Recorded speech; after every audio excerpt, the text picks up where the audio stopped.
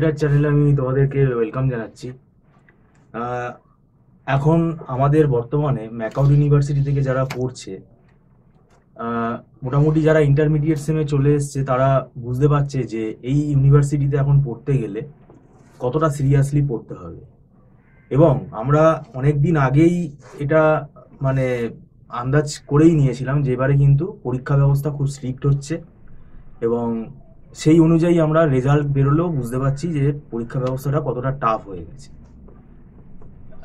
এখন ব্যাপারটা হচ্ছে সময় কম, ফ্যাকাল্টি কলেজে পড়াচ্ছি না, এই সমস্ত এক্সকিউজগুলো আমরা বাদ দিচ্ছি, এগুলো একটা অন্য ব্যাপার। এটা কিন্তু যেটা বাস্তব যে এখন সত্যিকারের পরীক্ষা ব্যবস্থা কঠিন হয়ে গেছে।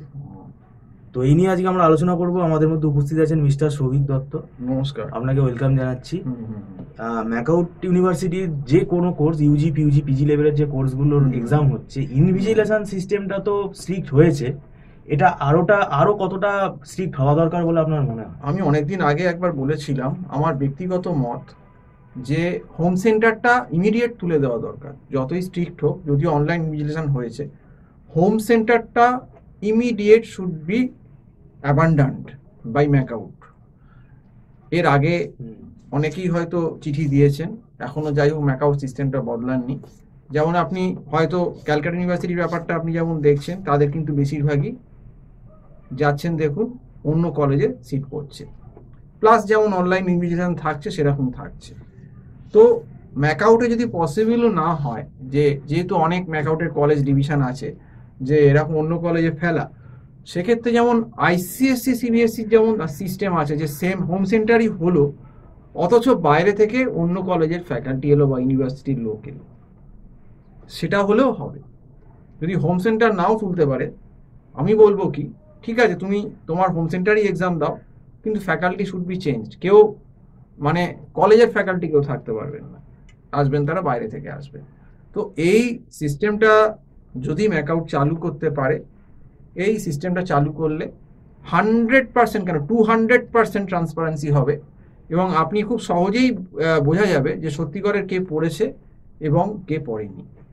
দেখুন, আগেকার দিনে যদি আপনি দেখেন, আমাদের সময় যখন আমরা পড়াশোনা করেছি, সিউ বলুন, ম্যাকআউটে বলুন, 2004-05-এ, তখন আপনি কি কোনোদিন দেখেছেন যে ফেল করে কেউ ধর্ণা দিচ্ছে, পাস করাও বলে দাবি করছে?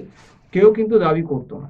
কারণ কি, আগে জানতো যে আমি সত্যিকারের আমি যোগ্য নই, আমি অকৃতকার্য হয়ে গেছি, আমাকে আবার সেই পরীক্ষাটা সাপ্লি হোক বা যাই হোক পরের ইয়ার হোক করে দিয়ে পাস করতে হবে, এটাই হতো। কিন্তু এখন ট্রেন্ড দেখবেন, যদি সাপ্লি হয়ে যায়, যে কোনো সেই ম্যাকআউট বলে শুধু না, অন্য এর ক্ষেত্রেও সে পাস আমায় করিয়ে দিতেই হবে। তার জন্য একটা রিভিউ সিস্টেম দেখে, তারপর রিসাপ্লি এক্সাম। তো ব্যাপারটা হচ্ছে কি যে আমাকে কোনোভাবেই পাস, মানে যে যাই হোক না কেন পাস করিয়ে দিতে হবে।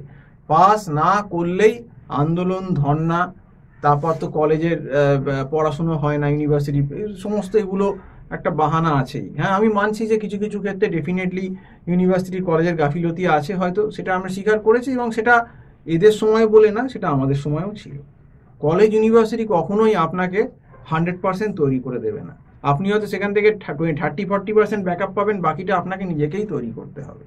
কাজেই এই যে ফেল করে দিচ্ছে, ধর্ণা দিচ্ছে, এই যে ব্যাপারগুলো, হ্যাঁ, বা এই রিসেন্ট যে ইস্যুগুলো হচ্ছে, যে একটা মানে ধরুন কেউ দেখে লিখছে, তাকে হয়তো ধরতে গিয়েই কয়েকদিন আগে একটা অপ্রীতিকর ঘটনা ঘটে গেছে, যদিও সেটা আমাদের পক্ষে মোটেই কাম্য নয়।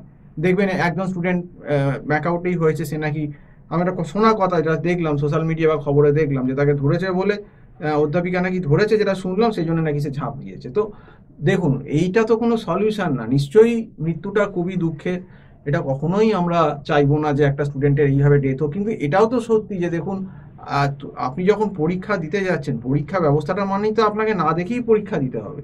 সেক্ষেত্রে যে গার্ড থাকুক না কেন, তার তো দায়িত্ব যে পরীক্ষাটা ঠিকভাবে হচ্ছে কিনা, মানে গার্ডিংটা ঠিক হচ্ছে কিনা। তাহলে যদি এরকম সিস্টেম থাকে, তাহলে আর পরীক্ষা ব্যবস্থার কি দরকার? তাহলে তো সবাই বই খুলেই লিখতে পারে, তো ব্যাপারটা তো তাই হয়ে গেল।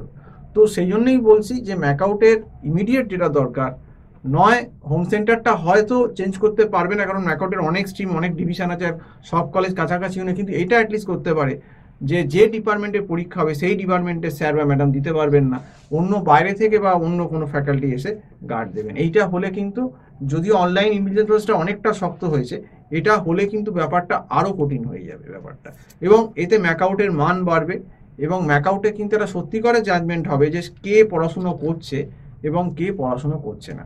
কারণ দেখুন, এটা পরিষ্কার কথা, যে পড়বে সে ভালো নম্বর পেয়ে পাস করবে, আর যে পড়বে না সে খারাপ নম্বর পাবে, নয় ফেল করবে। এটা তো চিরাচরিত ব্যাপার, এটা আজকে না, সেই স্বাধীনতার পর থেকেই, স্বাধীনতার আগে থেকেই এটা আছে।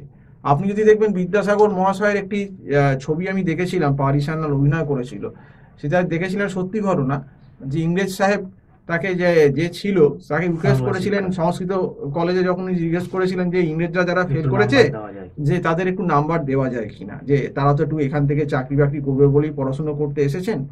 বিদ্যাসাগর মশাই কিন্তু ডিরেক্টলি পুরোপুরি ক্যান্সেল করে দিয়েছিলেন যে আমি কোনোভাবেই কম্প্রোমাইজ করে যারা অকৃতকার্য, যারা পাশে সত্যিকারের যোগ্যতা রাখে না, তাদেরকে কিন্তু আমি পাস করাতে পারবো না।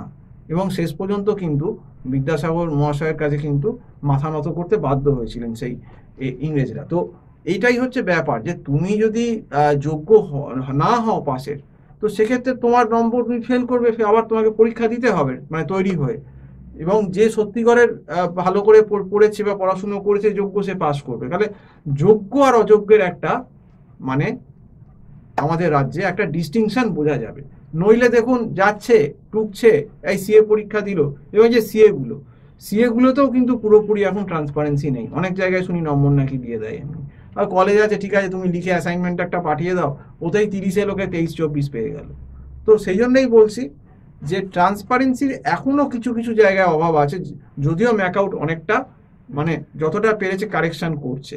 তো এই জিনিসগুলো কিন্তু আমার মনে হয় আরো কারেকশন করা উচিত। তো যাই হোক, এই অবধি বলেই শেষ করছি। সম্পূর্ণ ভিডিও দেখার জন্য অসংখ্য ধন্যবাদ। নমস্কার।